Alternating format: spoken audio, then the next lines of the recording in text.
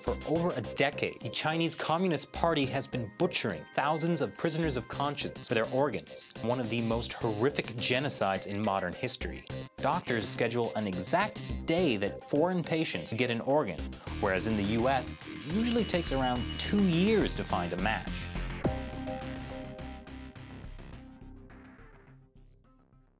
How could one of the greatest crimes of the 21st century happen in one of the largest countries in the world? To understand that, we need to understand some of the history of the Chinese Communist Party. Anastasia, you grew up under the Chinese Communist Party. Can you tell us a bit about that? Yes, I did. And when I talk to my father's generation these days, I can still feel the fear, the trauma that they experienced. Cultural Revolution is a big tragedy in Chinese history. Communist Party aimed to destroy Chinese traditional culture. What they destroyed was basic human nature, was the way that our society was formed, the foundation of our society, the kindness between people. And my father's generation grew up in the midst of Cultural Revolution, and they watched their families and friends being picked out, publicly humiliated, and that's always been there in their mind. And as a result, Chinese people have learned to put their head down and not speak their mind. How has the Chinese Communist Party been able to maintain its grip on power without using the rule of law? As Anastasia said, it's totally hostile, harmful to the Chinese people, and not in line with Chinese traditions, but it's very much in line with what communism does. Communism, the leadership is the vanguard of the proletariat, and you can see in the Constitution of China, it's all about the leadership of the Communist Party. But this vanguard of the proletariat, it's a few people. So how are a few people going to rule a large number of people without democratic elections? The way they do that is they create fictitious external enemies, and then they mobilize people behind this false creation of an enemy. So are you saying the party manages to maintain its power by always targeting, basically like a witch hunt, a group that is the enemy? I mean, originally it was the capitalists, but then the Chinese Communist Party switched to capitalism, and they had to find somebody else. Falun Gong was a good candidate because there was lots of them, they were everywhere. They were not going to defend themselves, and they were not communists, so they became a very easy target. David, I believe you had a point? Also, the Tibetan Buddhists have been treated outrageously, and the Dalai Lama, who's probably one of the most admired people in Europe. The Christians have been persecuted. It's always someone. The Uyghurs have been persecuted, scapegoated. I think there were 45 atomic bombs set off in the Uyghur part of China. There is a quality of kind of always digging oneself out of a previous crime. The problem for Jiang Zemin was make Tiananmen go away. The Tiananmen Square Massacre. Make Tiananmen Square Massacre go away. Make it disappear. And how do you change the subject? How do you turn the page? Communism is remarkably clever when it comes to tactical moves, okay? So we can often see that. If you've ever dealt with the Chinese Communist Party the way we have and sort of tangled with them, you see them reacting from day to day. But on a strategic level, they're not. No. They're quite blockheaded. There you see this attempt to, well, let's just turn the page by creating a new scapegoat, a new group. Let's turn to a new enemy. And that, at least, was the explanation. I'm not sure I completely buy it. I think there's a lot of explanations. I spent a lot of time in my book giving a lot of different possibilities for it. But that is one of the key ones. That is the one he claimed was completely responsible for this. Turn the page, make Tiananmen go away, create a new enemy. Don't let the Public Security Bureau's muscles atrophy. Make sure they stay in shape. What is the origins of organ harvesting of prisoners of conscience in China? Well, there's some suspicion about earlier in the 90s, but really 1997 is when you can clearly say it took place. In the Gulje incident, you have 6 high-ranking Chinese cadres arriving in Urumqi, and the doctor, I've interviewed him, he's in Europe, he's told, go to the political prisoner wing in the Urumqi prison, start taking blood samples, map them out, map out who we've got, and, well, why do I have to do that? Well, just because we're going to have to start tissue matching these particular people. These guys get their organs, they leave, 6 more come, and this goes on for about a year and a half. These are tiny numbers. It's clear that something was happening at earlier time. It went to an industrial scale operation against the Falun Gong community, a peaceful community of 70 to 100 million people targeted by the chairman of the party, and they were killed, as we say, 41,000 transplants by 2006. We can find no other explanation that they were taken from the Falun Gong prisoners of conscience, who had been convicted of nothing, were put into work camps, were blood tested and so on, and then when somebody came from the United States or Canada, they were taken out of a work camp and were killed, and their organ was flown to the buyer in Shanghai usually. So this was a big shift from the history of the Communist Party persecuting its citizens to the organ harvesting of Falun Gong practitioners. Basically, you had prisoners being executed for their organs in the 80s. In the mid-90s, at some point, probably in Xinjiang is where it takes place, you have live organ harvesting.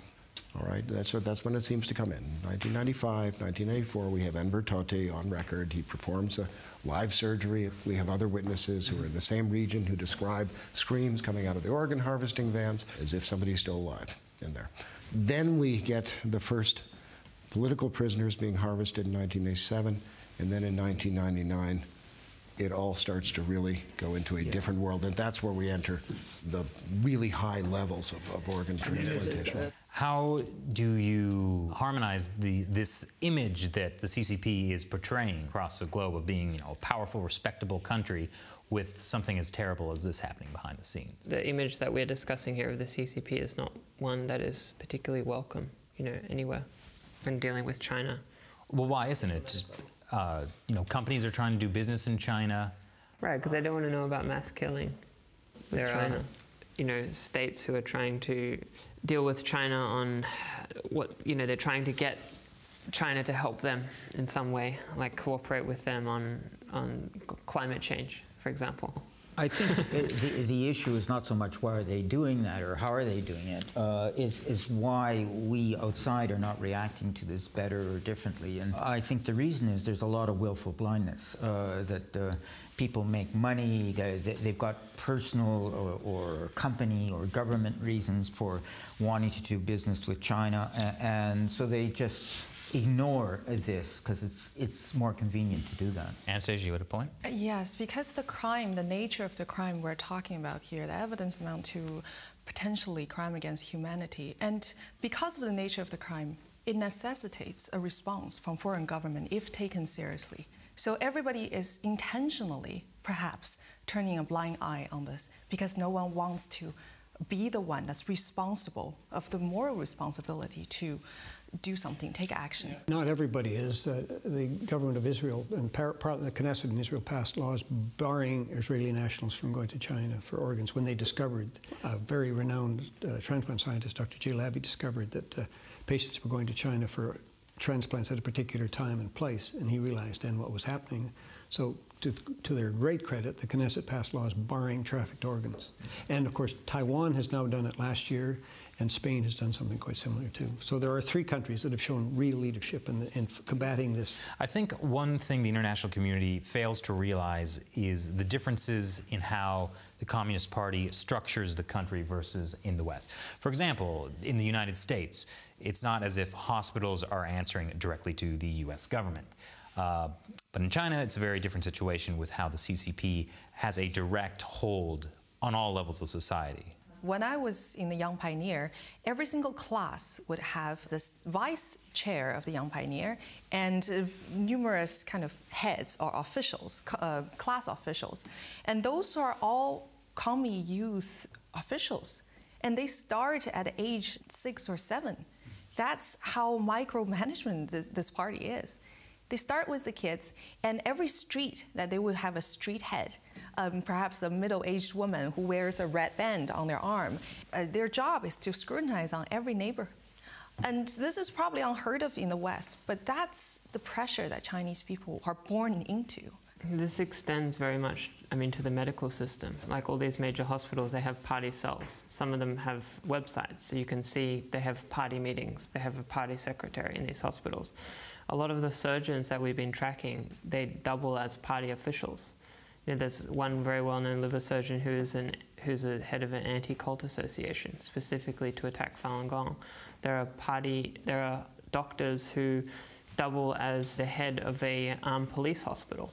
The medical system is deeply like meshed up with the party. There's also the structure, which is that for every government function, there's a parallel party function, and the people are different, and the party functionary decides what the government functionary does, rather than the other way around. The government system is a shell or a set of puppets, and it's the party that fills the shell or controls the puppets. I mean, that's one difference with the Western system. Another is there's simply no rule of law. I mean, if somebody in the Liberal Party or the Conservative Party breaks the law, they can be prosecuted. But there's no such thing as prosecuting a Communist Party official who's doing something in a Communist Party function for breaking the law. It's the party that decides what the legal system does, not the legal system deciding whether the law is being respected. Yeah, to me, it's fairly simple. I mean, this is a surveillance society. Okay, that was my first book, was on basically how surveillance works in China. But that does not mean that everybody is really watched all the time. I mean, yes, there's the women with the red armbands, and there's a certain amount of that going on. But it doesn't mean their sort of electronic surveillance is necessarily taking place of everybody in China. But it does mean party members get watched, and it does mean the military gets watched. And where does organ harvesting begin? It starts in the military hospitals. It was always military hospitals run. And then the armed police get involved, and in fact, it becomes almost competitive between the armed police hospitals and the military hospitals. It is impossible for the Chinese Communist Party not to be watching that activity and blessing that activity.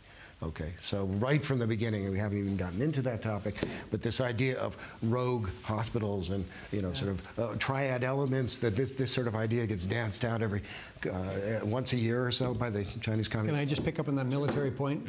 One of the cases we discussed in the book, The Bloody Harvest, is I won't say what country he went with, but he went to a #1 People's Hospital in Shanghai. A Major Tan in uniform came in with a list of names. He went down the list, he picked out a name, came back 2 hours later with a vial with 2 kidneys in it. The kidneys didn't work. He went back 3 more times with 3 more sets of vials of kidneys. None of them worked. He went home to his country, came back about 3 months later, and they went through the same thing again 4 times. So since it was 2 kidneys, every time 4 people were killed before he got his kidney. And Well, explain why that is such a shocking fact. That 4 people, undoubtedly some of them were Falun Gong, perhaps most of them were Falun Gong, were killed so that this guy could have a kidney. So it's impossible to be able to find on short order matching donor organs. In the West, people wait for organs, and there's long waiting times. With China, it's the reverse. They can get organs almost immediately. It's the sources that are waiting for a patient to show up. With kidneys, and people have 2 kidneys. In theory, you can donate 1 kidney and still survive. But we don't find surviving kidney donors. I mean, more recently, they set up a donor system, and it's possible. But when we were doing our initial reports, it didn't exist. So what we have is a vast organ donor pool, which is being killed when a patient arrives and needs an organ. There is no way that the Communist Party can deny culpability in this massive system. They deny it, but then you ask them, well, what is wrong in the book, or in any of the books, or in Ethan Gutman's book, for example, and they have no answer whatsoever. The argument is over, as far as I can tell, and I think there is no serious person that disputes this is going on a massive scale, and we say minimum 60,000 transplants a year are being done in China. They deny with baffle-gab, gobbledygook, utter nonsense. I mean, they just make up imaginary statements, produce figures without foundation, accuse us all of being anti-China, whatever. So there is no possibility this is rogue hospitals, as you say, or triads. I think what's so important about what we have discovered is that you can't do this kind of transplant volume with rogue hospitals.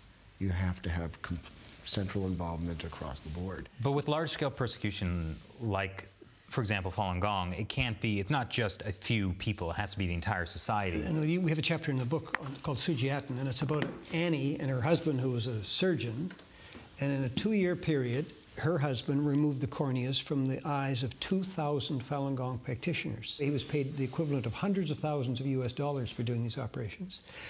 He would take the corneas out, and of course they're still alive, and then they'd be unconscious. They'd go into another room, and all their other organs would be taken out.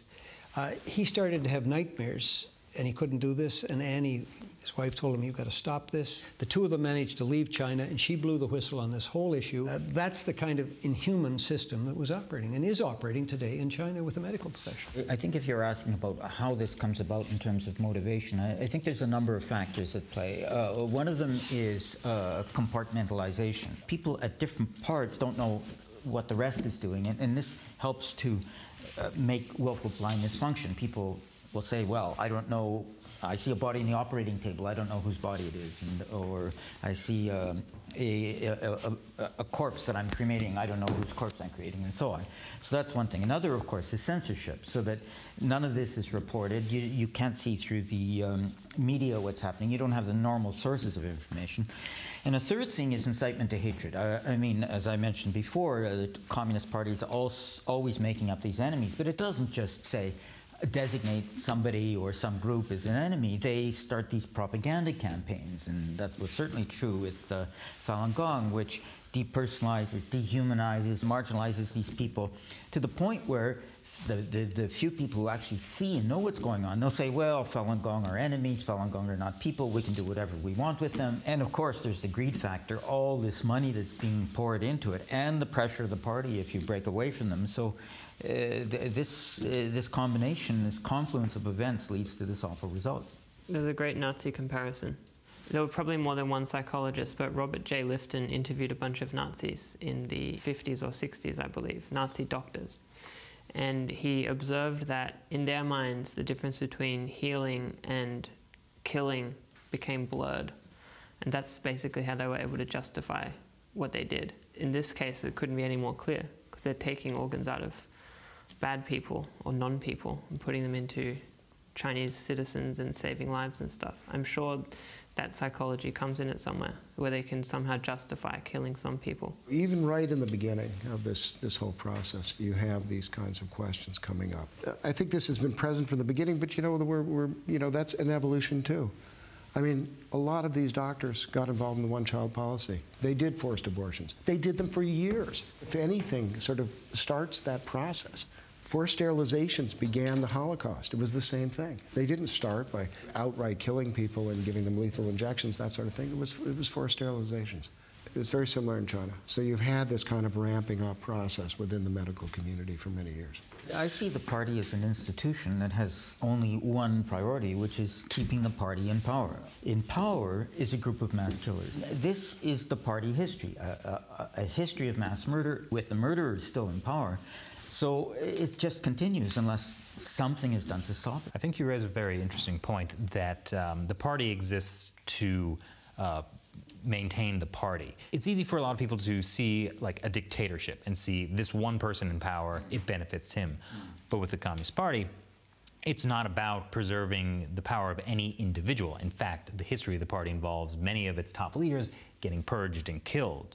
It's the system to maintain the system. It seems that a lot of the debate within China is how to change the Communist Party, how to reform the Communist Party. The obvious solution, which is getting rid of communism, just doesn't seem to be on the table. The party won't let it be on the table. The repression narrows the room for debate, and then within that debate, everybody's talking about how we can improve the Communist Party rather than how we can improve China. Anastasia, just explain about the flag. You might be interested in how the flag is structured.